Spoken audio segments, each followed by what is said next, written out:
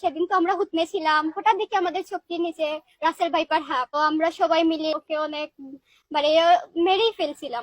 পরে দেখি ও মা, এটা তো রাসেল ভাইপার হাঁপ ছিল না, তো বুড়া হাঁপ ছিল। এমনিতে ভাই আপনি দেখছেন যে আমাদের বাড়ি নদীর পাশে, একদিকে তো নদীর পাশে বাড়ি, পানি এমনিতে হামে যায়, আর অন্যদিকে তো ওই রাসেল ভাইপার না ডাইপারের আতঙ্ক। আর এগুলা নিয়ে অনেক কষ্টে আছি আমরা। আর কি বলবো, মাঝে মাঝে তো স্বপ্নেও আমি দেখি রাসেল ভাইপারকে রাত্রে, সে তো আমাকে রীতিমতো ভয় দেখায় ওটা। আর সেদিন তো আমরা হুতনে ছিলাম, হঠাৎ দেখি আমাদের চোখের নিচে রাসেল ভাইপার হাঁপ। তো আমরা সবাই মিলে অনেক বাইরে মানে ওকে অনেক মানে মেরেই ফেলছিলাম।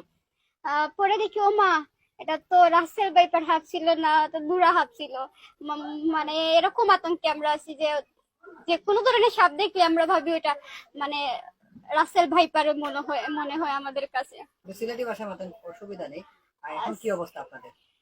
অবস্থা আর কি কিতা কইতাম ভাই, অবস্থা তো আর দেখলা আপনারা কিতা অবস্থা। একটু দেখলে উচলে যায় মানুষ, মানে একটা যাচাই করে না যে একটা কি যাচ্ছে।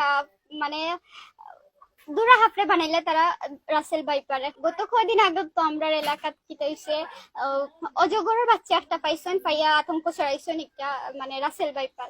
তো মানে এই জিনিসটা করতা না তারা, কারণ আমরা এমনিতেই ফানির আতঙ্ক, আরো এগুলা করলে মানে বুঝরা তো আরো বেশি আতঙ্কিত হয়ে যায়, মানে ছোট বাচ্চারা তো রীতিমতো আতঙ্কিত তারা এগুলা দেখিয়া।